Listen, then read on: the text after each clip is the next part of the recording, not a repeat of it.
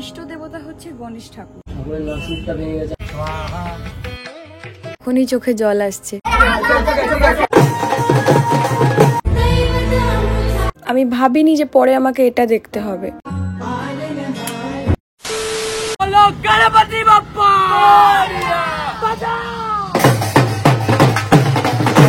আজকে আর কোনো ইন্ট্রো না, সোজা চলে যাব আমরা গণেশ পুজোর দিনকে, মানে 7/9/2024। বলা যেতে পারে ছোট থেকে বড় আমাদের সকলের প্রিয় এই গনু বাপ্পার পুজো। কিন্তু সবকিছুর মাঝে সমস্যাটা হয় তখনই যখন আমরা জানতে পারি যে আমাদের গনুর প্যান্ডেল কেউ করবে না, কেননা সবাই গনুর মায়ের প্যান্ডেল করতে ব্যস্ত, মানে দুর্গা মার। প্রথমে একটু মন খারাপ হলেও পরে আমাদের গনুর প্যান্ডেল আমরা নিজেরাই বানিয়ে ফেলি, শুধু এই ফ্লাওয়ার ডেকোরেশনটা বাদে। আর কি মন খারাপ, ব্যস্ততা আর গনুকে বাড়িতে আনার এক্সাইটমেন্টে রেডি হয়ে বেরিয়ে যে ক্লিপ নেবো সেটা নিতেই ভুলে গিয়েছি। গণপতি বাপ্পা প্রথমবার আমাদের এরকম গনুর মূর্তি নিয়ে আমরা যাচ্ছি, জানি না কথা আমাদের শোনা যাচ্ছে কিনা, বাট আমরা খুব এক্সাইটেড আমাদের ফার্স্ট টাইম এত সুন্দর করে বড় গনুর পুজো করার জন্য।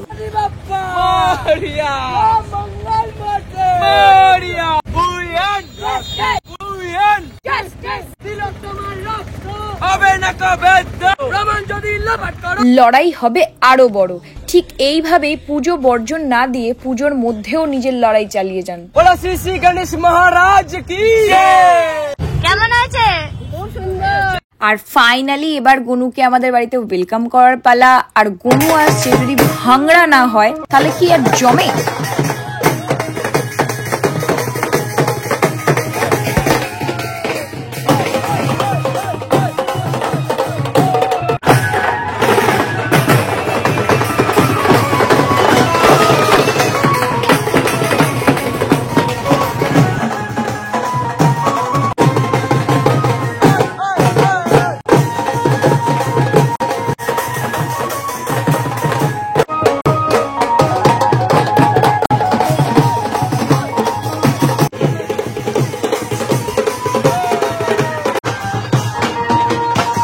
চলো নাচের মাঝে কিছু কথা শেয়ার করি তোমাদের। জানো, আমি যখন প্রথমে এই বাড়িতে আসি তখন শুনি এই বাড়িতে একটাই বড় পুজো হয়, যেটা মনসা মায়ের পুজো। আর সেটা করে আমার বাপি, মানে আমার শ্বশুরমশাই আর জ্যাঠা শ্বশুরমশাইরা মিলে। আর সেই জায়গা থেকে তুষার বা আমি কেউই ভাবিনি যে কোনোদিন আমরা গুনু পুজো করবো, তাও এত বড় করে। হ্যাঁ, এটা আমাদের কাছে অনেকটাই বড়। আর এটাও বলতে কিন্তু আমাদের বাধা নেই যে এইটা শুধুমাত্র পসিবল হয়েছে তোমাদের ভালোবাসা, গুরুজনদের আশীর্বাদ আর ভগবানের কৃপাতে।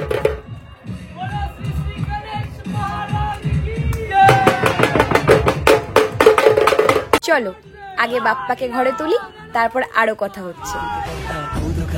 বাপ্পা বিনায়কা পার্বতী নন্দন বাপ্পা বিনায়কা সর্বজনার্থে প্রিয় দৈবত বাপ্পা বিনায়কা। দোকানে করে পুজো করাটাই ঠিক আছে, ছাদে ফাদে হয় না। কত কিছু নষ্ট হলো জানো, ঠাকুরের নাসুরটা ভেঙে গেছে, হাতায় ঠিক হয়ে যাবে সব। জানি না কিভাবে 1 সেকেন্ডের মধ্যে ঘটে গেল এই দুর্ঘটনা। সেই মুহূর্তে নিজের ওপর রাগ হলেও একটা কথাই ভাবছিলাম যে আদৌ কি ভগবানের ইচ্ছা ছাড়া গাছের একটা পাতাও নড়ে। এবার বলি, আমরা এখন যে বাড়িটায় থাকি, মানে আমার শ্বশুর বাড়ি, সেটা কিন্তু একদমই নতুন বাড়ি আমি বলবো না, কারণ এটা তখনকার বাড়ি যখন বঙ্গভঙ্গ আন্দোলন হয়েছিল। স্বাভাবিক, তখন মানুষ অত প্ল্যান করে বাড়ি বানাবে না। আর এই বাড়িটাতে আমরা একা নয়, আমাদের সাথে আমাদের জ্যাঠা শ্বশুররাও থাকে, তাই চাইলেও কোনো কিছু চেঞ্জ করা পসিবল নয়। আর ঠিক এই কারণেই বাড়ির ঢোকার গলির প্যাসেজ কম থাকায় আমাদের প্রতি বছরের মনসা পুজো দোকান ঘরেই হতো। তো এই বছর প্রথমবার এত বড় গনু আসায় সবাই বলেছিল দোকান ঘরেই পুজো করার কথা, কিন্তু জানি না কেন আমার মন হলো যে গনুর পুজোটা আমি ছাদে করাবো, কারণ প্যাসেজটা অনেকটা বড়। কিন্তু বিশ্বাস করো, আমি ভাবিনি যে পরে আমাকে এটা দেখতে হবে। হ্যাঁ, মনটা অনেকটা খারাপ লাগছিল, কিন্তু পরে আমি জানতে পারি যে যিনি আমাদের এই ঠাকুরটা বানিয়েছেন তিনি ঠাকুরটাকে প্রপারলি শুকানইনি, ঠাকুরের ভেতরের মাটি পুরোই কাঁচা। এরপর আমার মন খারাপ দেখে তুষার এই দাদাকে নিয়ে আসেন, তাও রাত 2টোর সময়, কারণ ওনারও ঠাকুর বানানোর থাকে অনেক। আর দাদা যেন ডক্টরদের মতো সেবা করে আমার গনুকে ঠিক করে দেয়। নিমেষের মধ্যেই রাতের আধার কাটিয়ে ভোরের আলো ফোটে, আর আমাদের ঠাকুরমশাই চলে আসেন ভোর 5টার সময়। আর এসে তিনি নিজে হাতে সব কিছু গনুর জন্য গুছাতে থাকেন, সাথে 2 মাও ওনাকে হেল্প করতে থাকেন।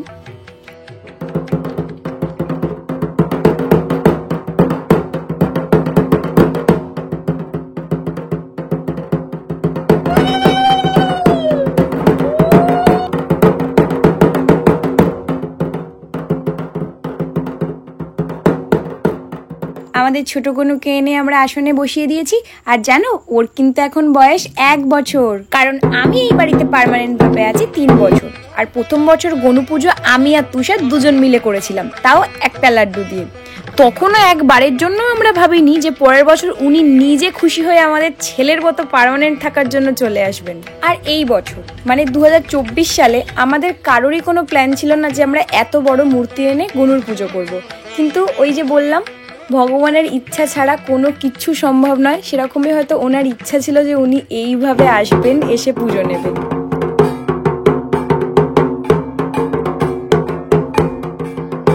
দেখো, কথা বলতে বলতে খেয়ালই করিনি যে কখন সবকিছু মায়েরা আর ঠাকুরমশাই মিলে গুছিয়ে ফেলেছেন। চলো আগে ঠাকুর পুজোটা শান্তি করে দেখে নি, তারপর আরো কথা হচ্ছে।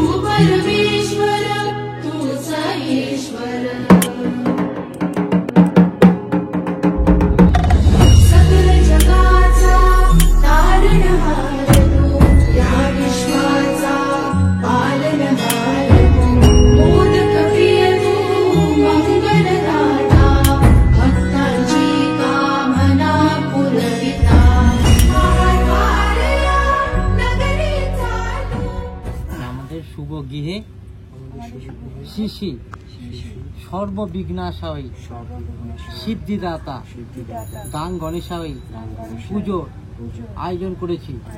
বাবা মা আপনারা অনুমতি দিন, মেয়ে জামাই ছেলে বৌমাকে আমরা শুভ গৃহে শিশি সর্ববিঘ্নাশয় সিদ্ধিদাতা গণেশায় পুজো আয়োজন করেছি।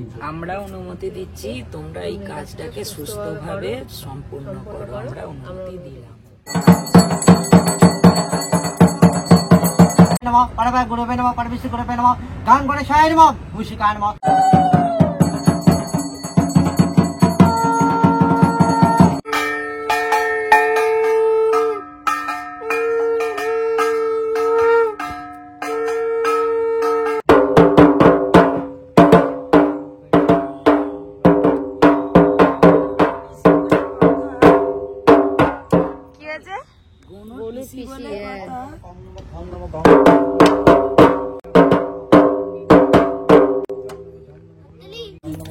আমার একমাত্র সাপোর্ট আমার আরেক মায়ের। সর্ববস্তাং গত হবিব খর্বং স্থূলং তনু গজেন্দ্র বদনং দম্বদরং সুন্দরং মধুবেবনং দণ্ডাস্তরং। এবার হাত জোর করে তোমরা যা যা বলার স্মরণ করে করো। তো এবার হবে যজ্ঞ, এটারই প্রস্তুতি চলছে এখন। আগের বছর আমরা করেছিলাম গনুর পুজোতে যজ্ঞ। না না না, কখনো তোমাদের ছোট ঠাকুর হ্যাঁ হ্যাঁ হ্যাঁ হ্যাঁ আর এবারে তোমার বড় ঠাকুর হলে যজ্ঞ করবে বলে ইচ্ছা হলো। সব গনুরই ইচ্ছা। হ্যাঁ, আগের বারে যখন আমাদের বাড়িতে ছোট গনু আসে তখন কিন্তু আমাদের বাড়িতে যজ্ঞ হয়নি। আসলে উনিই আমাদের আগের বছর ছোট গনুর পুজো করেছিলেন। জানো, তুষার আর আমার কিন্তু সব থেকে পছন্দের ঠাকুরমশাই ইনি। যেমন নিজে হাতে সবকিছু গুছিয়ে অনেক টাইম দিয়ে ভক্তি ভরে পুজো করেন, তেমনি এনার ব্যবহার হচ্ছে শ্রদ্ধা তুল্য। মহাকায়ং লম্বোদরং গজরং বিঘ্ন দেবগং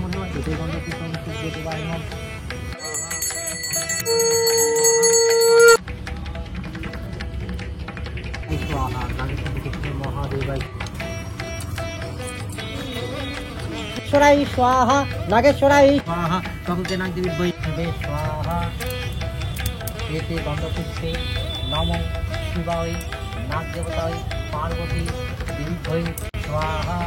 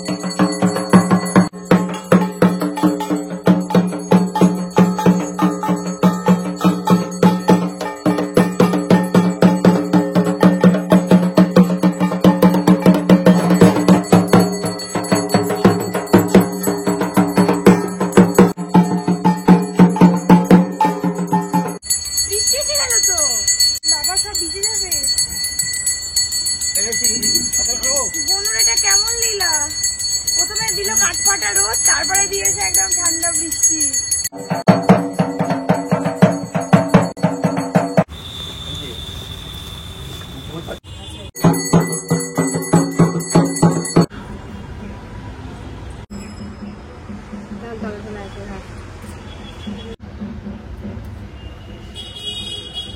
ভাইয়া নে, মিনি নে।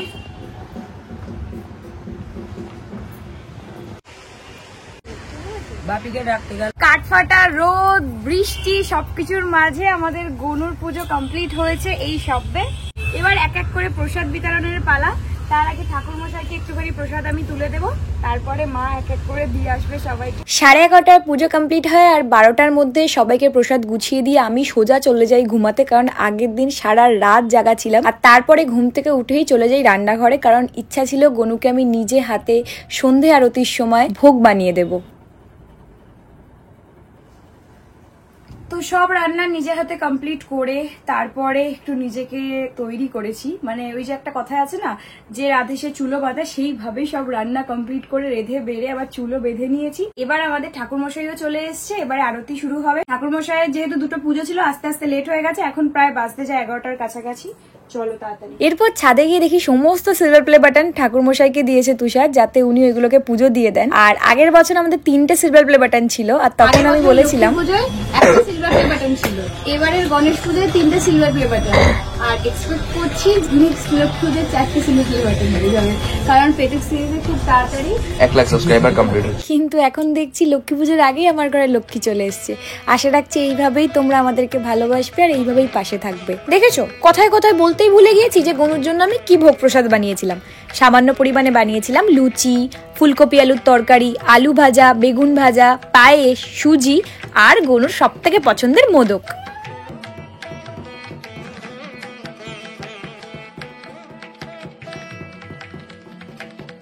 রাতের পুজোটা কি জমজমাট লাগছে তাই না? দেখতেও কিন্তু বেশ লাগছে।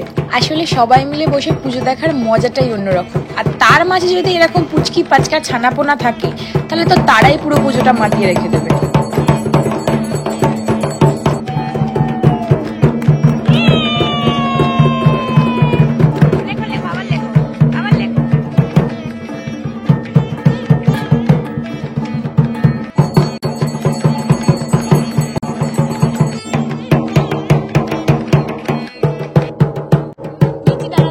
চলো, পুজো পুজো পুজো পুজো কমপ্লিট। গনুকে এনেছিলাম আমরা শুক্রবার মানে 6 তারিখ, আর আজ 7 তারিখ রাত হয়ে গেল।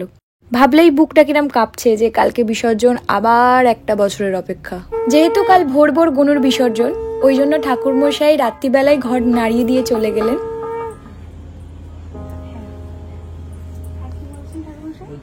গনু দাদা আসছে আসছে এটাই ভাল লাগে। আর এই দেখো আজকে পুজো শেষ হয়ে গেল, আর এখানে বর্দামনরা সব গোছাচ্ছে অলরেডি।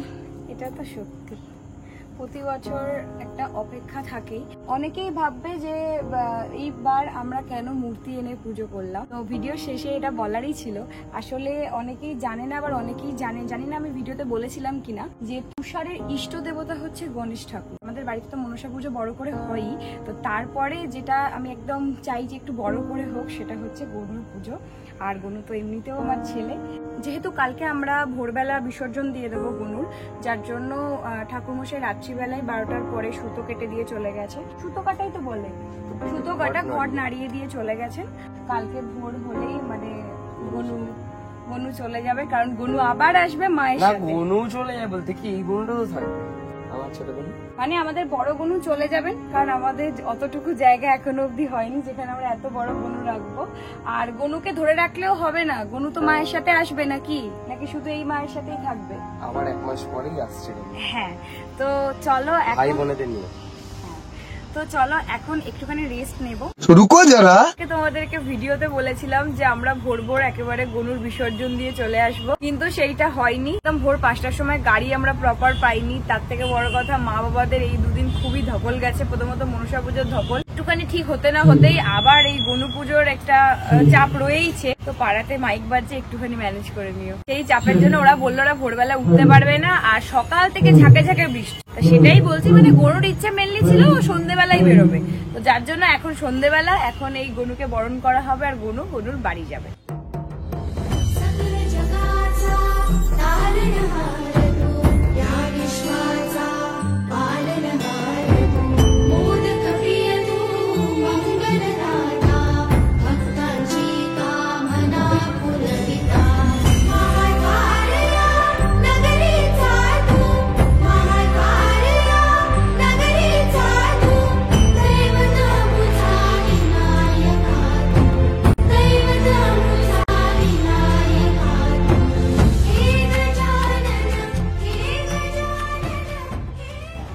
কষ্ট চেপে আমাদের বরণের একদম পালা কমপ্লিট।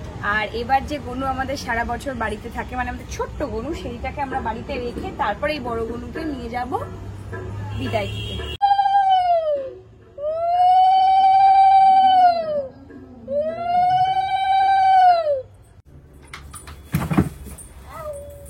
খুব দুষ্টু দুষ্টু বাড়িতে আসছে, দুষ্টু বাচ্চা। এখন এডিট করছি, এখনই চোখে জল আসছে। কি মায়ায় জড়িয়ে দুদিনের জায়গায় 3 দিন থেকে গেছে আমাদের সাথে। আর এই বছর প্রথমবার তুষার গনুর জন্য গনুর এই দেবীঘট মাথায় নিয়েছে। আর এখানে সবাই চলেও এসছে গনুকে নিয়ে চলে যাওয়ার জন্য। আর আমি যে ভয়টা পাচ্ছি, তোমরাও কি সেই ভয়টা পাচ্ছ? এই ভয়টা হয়তো গনুও পেয়েছিল, যার জন্য হাত দিয়ে আঁকলে এই জায়গাটা থেকে বেরোতে চাইছিল না। আসার দিনও ওকে ব্যথা পেতে হলো, আর যাওয়ার দিনও ওকে ব্যথা পেতে হলো। কিন্তু এইবার আর আমরা কাউকে ডাকিনি, আমি নিজেই ওর ব্যান্ডেজ করে দিয়েছি।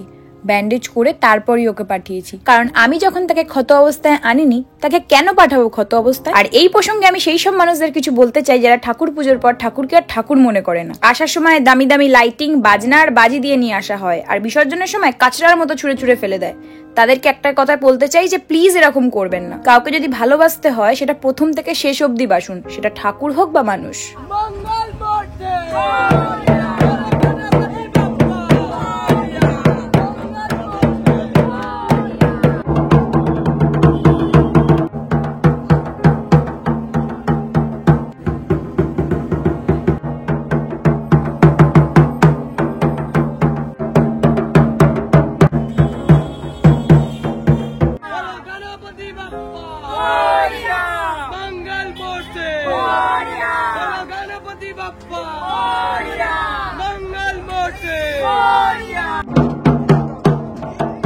চলো এবার গনুকে বিদায় দেওয়ার পালা।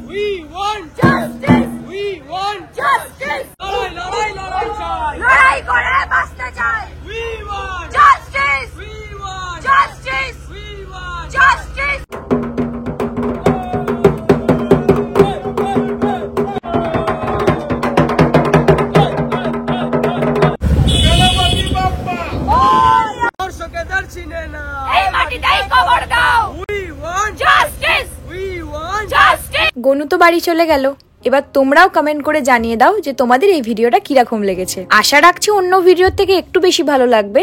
কারণ এই ভিডিওটাতে আমি অনেক কথা তোমাদের সাথে শেয়ার করেছি। আসলে পুজোর মাঝে আমি তো অত টাইম পাইনি তোমাদের সাথে কথা বলে ভিডিও করার। চলো তাহলে আজকের ভিডিওটা এইটুখানি। আর আমি জানি যে তোমরা অধীর আগ্রহে বসে আছো মনসা পুজোর ভিডিও দেখার জন্য, কারণ মনসা পুজোর ভিডিও অনেক দিনের, তাই অনেকগুলো ব্লগ আসবে। আর গণেশ পুজোর ভিডিও ছিল একদিনের।